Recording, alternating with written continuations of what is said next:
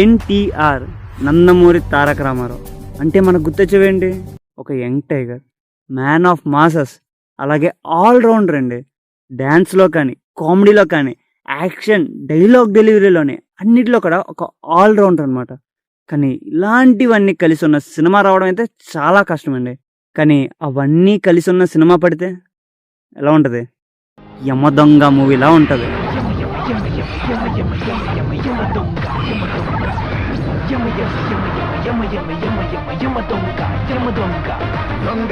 And hello అండి, నేను మీ Shiva from పక్కా మా సినిమాస్. అండ్ మీకు మా కంటెంట్ నచ్చినట్టయితే లైక్ చేయండి, షేర్ చేయండి అండ్ సబ్స్క్రైబ్ అయితే చేసుకోండి. అండ్ ఈ వీడియో అయితే ఏ మాస్ ట్రిబ్యూట్ యమదొంగ మూవీ. ఈ వీడియో సెట్ చేస్తున్నప్పుడు ఒక క్రేజీ ఐడియా అయితే వచ్చిందండి.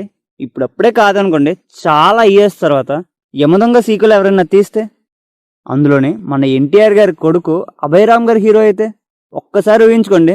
సీనియర్ ఎన్టీఆర్ గారు, జూనియర్ ఎన్టీఆర్, కుదిరితే మన బాలయ్య బాబు గారి క్యామియో తోటి అభయరామ్ అలా కనిపిస్తే థియేటర్స్ పరిస్థితి ఏంటి? అండ్ సీడెడ్ల సిచ్యువేషన్ ఒక్కసారి ఊహించుకోండి ఎలా ఉంటుందో. పీక్స్ కదా.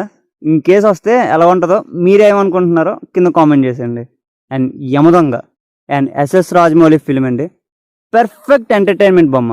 కామెడీ కానీ, యాక్షన్ కానీ, ఎమోషన్ కానీ అన్నీ ప్యాక్ అయ్యి భలే ఉంటుందండి మూవీ అయితే.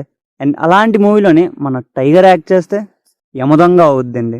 అండ్ ఇలాంటి మూవీ ఎన్టీఆర్ ఎప్పుడు తీయలేదా అంటే వచ్చే, కానీ కొన్నిట్లో యాక్షన్ ఉంటాయి, డ్యాన్స్ ఉండదు, డ్యాన్స్ ఉంటాయి, ఎమోషన్ ఉండదు, అన్నీ ఉంటే మూవీ వర్కౌట్ అయ్యేది కాదు.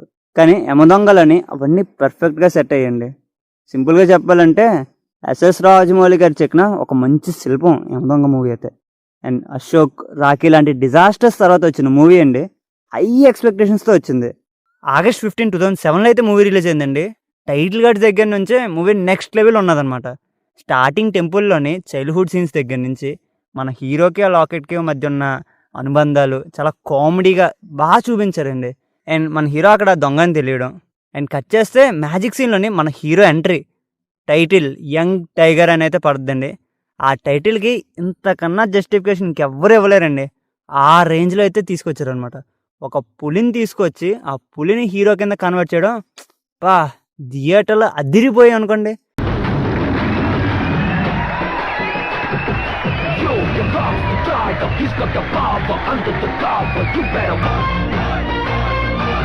తర్వాత పులి ఫైట్ సీను, ఆ డైలాగ్స్ కానీ, అక్కడ పులి జింక ట్రాన్సిషన్ సీన్ని హీరో విలన్ కింద చూపిస్తారు.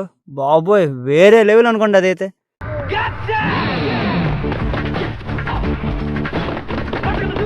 అండ్ ఆ తర్వాత వచ్చే హోలా హోలా సాంగ్ డ్యాన్స్ కూడా నెక్స్ట్ లెవెల్ ఉంటుంది మనకి. అండ్ ఆ తర్వాత హీరోయిన్ సీన్స్, తను పడే కష్టం, రాజకుమార్ కోసం వెయిటింగ్ చేయడం, మంచి ఎమోషనల్గా క్రియేటివ్గా ఉంటాయండి ఆ సీన్స్ అయితే. అండ్ ఆ తర్వాత ఫ్రాక్ కోసం జరిగే చిన్న సీన్స్, నాచోరా నాచోరా సాంగ్ అదైతే ఇంకానండి మాస్ నెంబర్ అనమాట. అండ్ దాని తర్వాత వచ్చే కార్ చేస్ సీను చాలా క్రియేటివ్గా అయితే డిజైన్ చేసుకున్నారండి. మన హీరోయిన్ అయితే కార్ పైన కేజ్లోనే ఉంటుందండి. One of the best scene అనమాట. చాలా పర్ఫెక్ట్ షాట్ అయితే పడింది మనకు అందులోనే. అండ్ ఆ తర్వాత మోహన్ బాబు గారిని యముడి కింద చూపించడం, అండ్ హీరోకి యముడికి మధ్య కాన్ఫ్లిక్ట్ తయారు చేస్తారండి. చాలా బాగా క్రియేట్ చేశారు అనమాట ఆ కాన్ఫ్లిక్ట్ మాత్రం. అండ్ ఆ తర్వాత హీరోయిన్ క్వీన్ అని తెలియడం, హీరో హీరోయిన్కి మధ్య సీన్స్ చాలా క్యూట్ లవ్ స్టోరీ తోటి ఎమోషనల్గా చాలా బాగా అనిపిస్తుందండి. అండ్ అందులో మనకి నునుగు మిసలోడి సాంగ్ కూడా అంతే క్యూట్గా ఉంటుంది అనమాట. అండ్ తర్వాత హీరో బ్లాక్మెయిల్ చేయడం, చచ్చిపోయి నరకానికి వెళ్ళడం, ఆ సీన్స్ అని చాలా యూనిక్గా చాలా కొత్తగా అయితే డిజైన్ చేసుకున్నారు అనమాట. చాలా బాగుంటుంది సినిమాలోనైతే. ఇలాంటి టాపిక్లోని అదేనండి మన హీరో యమలోకానికి వెళ్ళి రావడం, అలాంటి సినిమాలు మనకి చాలా వచ్చాయి. కానీ ఎలాంటి ఫెమిలారిటీస్ లేకుండా తీసే చూడండి, అది అక్కడ గ్రేట్నెస్. మన హీరోని కావాలని చంపారని తెలుసుకున్న తర్వాత యమపాసని దొంగిలిస్తారు చూసారా, ఆ తర్వాత మన హీరోనే యముడి కింద రావడం థియేటర్స్లోని విజిల్ మూమెంట్ అండి. అసలు మామూలుగా ఉండదు. 2 కళ్ళు సరిపోలేదు అనుకోండి థియేటర్లో చూస్తున్నంతసేపు. అండ్ ఆ ఒక్క సీన్ చాలండి ఫ్యాన్స్కి ఫుల్ మీల్స్ పెట్టేశాడు అన్నాకి.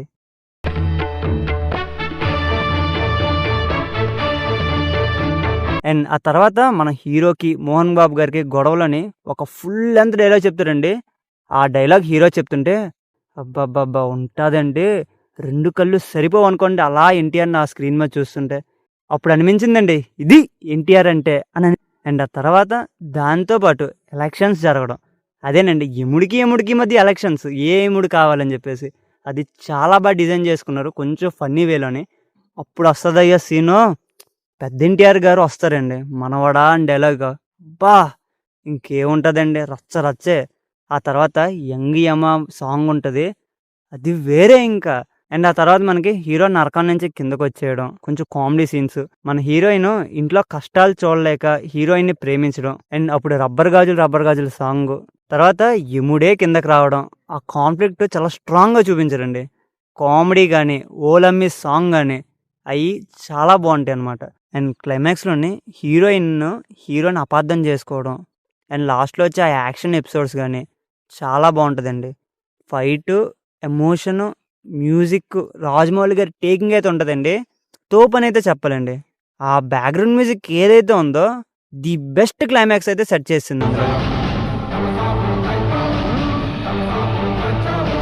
అండ్ లాస్ట్ క్లైమాక్స్ ఇంకా లాస్ట్‌లోని అంతా అయిపోయిన తర్వాత హీరో చనిపోతాడు అన్న టైంలోనే ఆ లాకెట్ సీన్ ఉంటదండి. అబ్బా! నెక్స్ట్ లెవెల్ అంతే.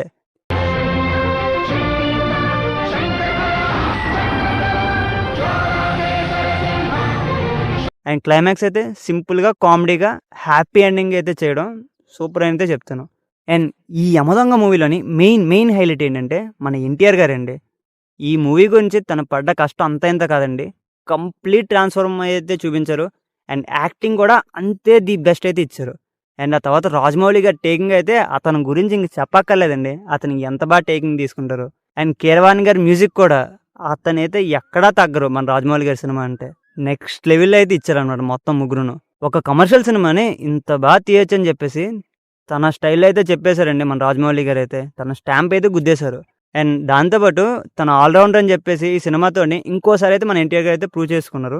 అండ్ మ్యూజిక్‌లో అయితే తనకు తానే సాటి అని మన కీరవాణి గారు అయితే చెప్పేశారండి. ఇలా అన్ని ఆస్పెక్ట్స్‌లోని ది బెస్ట్ వర్క్ అయితే ఇచ్చేశారండి మనకి 'యమదొంగ' మూవీలోని. అండ్ అలాంటి మూవీ అప్పుడు కాదండి, ఇప్పుడు రిలీజ్ అయితే వేరే లెవెల్‌లో ఉంటది. కానీ అప్పుడు రిలీజ్ అయింది కదా! అండ్ ఆ టైంలోని మన 'యమదొంగ' మూవీ ఎన్ని రికార్డ్స్ చేసిందో తెలుసా? 'యమదొంగ' మూవీ అనేది మన ఎన్టీఆర్ గారి హైయెస్ట్ గ్రాసింగ్ ఫిల్మ్ అనుకోండి ఆ టైంలోనే. అండ్ 'మగధీర', 'బాహుబలి' వంటి సినిమాలకి మెయిన్. అండ్ 'మగధీర', 'బాహుబలి' ఇలాంటి ఫ్యాంటసీ మూవీస్ తీయడానికి మంచి పునాదినైతే సెట్ చేసిందండి ఈ మూవీ అయితే. ఇంకా ఇంత రిస్కీ ఫిల్మ్ అయ్యుండి కూడా చాలా సెంటర్స్‌లోని 100 రోజులు పైగా ఆడిందండి. అండ్ ప్రూవ్డ్ దట్ ఈ మూవీ అనేది మాస్, ఫ్యాంటసీ ఎలివేషన్‌లోని ది బెస్ట్ మూవీ అయితేనైతే క్రియేట్ చేసుకుందండి. అండ్ అలాంటి ఈ మూవీ మళ్ళీ రిలీజ్ అవుతుందండి. మన జూనియర్ ఎన్టీఆర్ గారి బర్త్‌డే స్పెషల్‌గా అయితే వచ్చేస్తుంది. కాకపోతే ఈసారి మే 18నే రిలీజ్ చేస్తున్నారు. మే 18, 19, 20 అయితే థియేటర్స్‌లో వచ్చేస్తుంది. సో మీరు బుక్ చే నీకున్న బలంతోనే నువ్వు సాధించాలి. నటన నీలోని రక్తం, నాట్యం నీకున్న వరం. నువ్వు కాలు కదిపితే ఆంధ్రదేశం విజిలేసి ఎగురుతుంది. ఈ యముడెంత మనవడా, చూపించరా నీ తడాక.